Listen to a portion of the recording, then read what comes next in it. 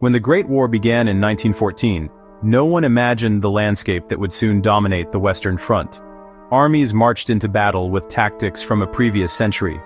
They expected a war of movement, grand cavalry charges, swift, decisive victories. But the battlefield had changed. The machine gun, a terrifyingly efficient weapon, could cut down advancing soldiers in waves. Artillery fire had become more powerful and accurate than ever before. It became clear very quickly that standing in the open was suicide. So, soldiers did the most logical thing they could to survive. They started to dig. They dug for their lives, carving out a new world beneath the scarred earth of Europe. What started as simple shallow ditches quickly evolved into vast complex networks. These were not just holes in the ground. They were intricate systems that stretched for hundreds of miles, from the North Sea to the Swiss border. A typical trench system had three main lines: the front line, a support trench, and a reserve trench. Life in the trenches was an unrelenting cycle of misery, boredom, and fear.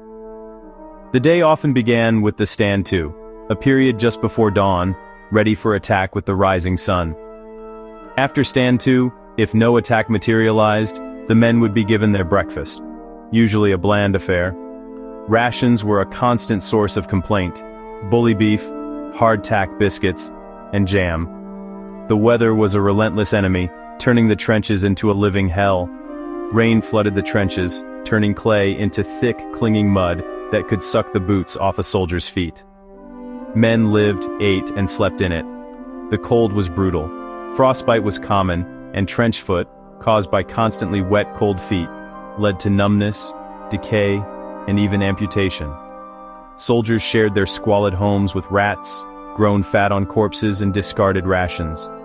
Lice infested clothing, causing trench fever. Men singed seams with candles, a losing battle. Beneath the discomforts lay a constant fear: the crack of a sniper, the whistle of artillery, the rumble of an impending attack. Death could come while writing a letter, drinking tea, or sleeping. The psychological strain, known as shell shock, left deep and lasting scars. Daily life was a grim test of endurance against a backdrop of mud, pests, and mortal danger. The most immediate and persistent danger in the trenches was enemy fire. Snipers watched for any movement. Peeking through a periscope was the only safe way to observe no man's land. At night, star shells turned darkness into day, exposing anyone caught in the open to a hail of machine gun fire. Artillery bombardments, hours or days of shells, shook the very earth with a thunderous roar. Explosions tore apart trenches and buried men alive, the air filled with deadly shrapnel. Even in shelter, a direct hit could obliterate them. Men felt powerless and exposed. The introduction of poison gas in 1915 sent a creeping chlorine cloud across the battlefield. It attacked the lungs. Later, phosgene and mustard gas, almost odorless, caused severe blisters, damaged eyes, and ravaged the respiratory system. The fear of a gas attack was constant. Masks had to be donned in seconds at the alarm. Beyond these threats, the most feared moment was the order to go over the top. Men navigated wire, shell craters, and mud, under machine gun bullets and artillery fire. Night raids sought prisoners and chaos. Brutal, intimate encounters fought with grenades, clubs, and knives, in the darkness of the narrow trenches. The nature of trench warfare led to immense casualties for minimal gain. The Battle of the Somme is a chilling example. Nearly 60,000 British casualties, almost 20,000 killed, on day one. A week-long bombardment was meant to destroy wire and defenses, allowing infantry to walk across no man's land. But defenses held. When whistles blew and men climbed out, they met a devastating wall of fire.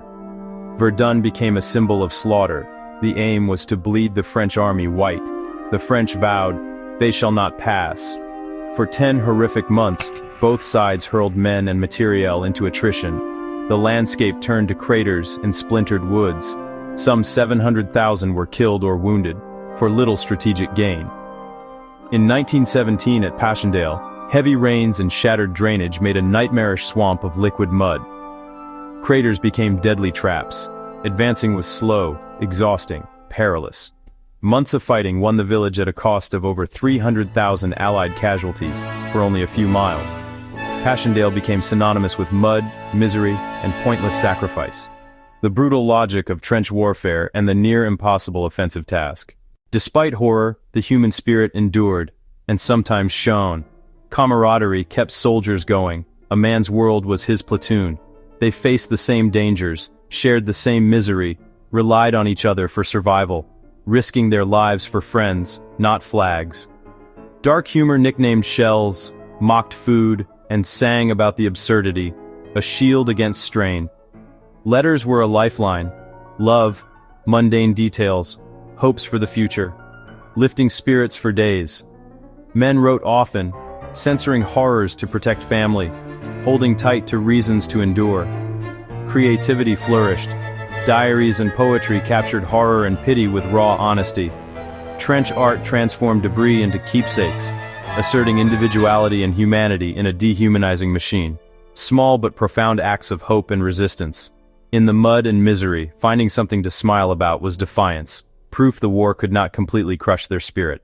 For years, the Western Front remained locked in stalemate. Trenches, machine guns, and barbed wire seemed insurmountable. By 1918, new tactics and technologies began to converge. Tanks, first used in 1916, improved, and by 1918 were more reliable and deployed in larger numbers. They crossed no man's land, crushed barbed wire, and provided mobile fire support. Artillery tactics evolved. The creeping barrage moved at a set pace, keeping defenders down until infantry closed in. Better intelligence and coordination with infantry, artillery, and air made offensives more effective.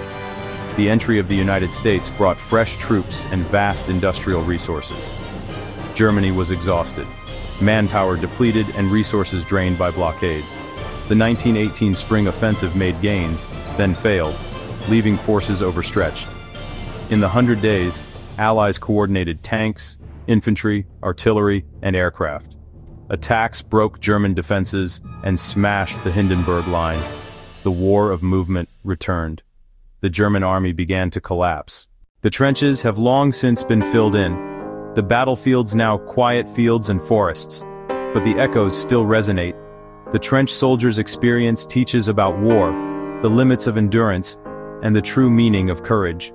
Courage was often the quiet struggle, to face another day, to endure shelling, to write a cheerful letter home, and to share your last cigarette with a friend.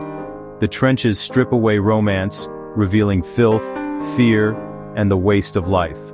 Men were individuals with families, dreams, and futures cut short. Letters and diaries force us to confront the horror.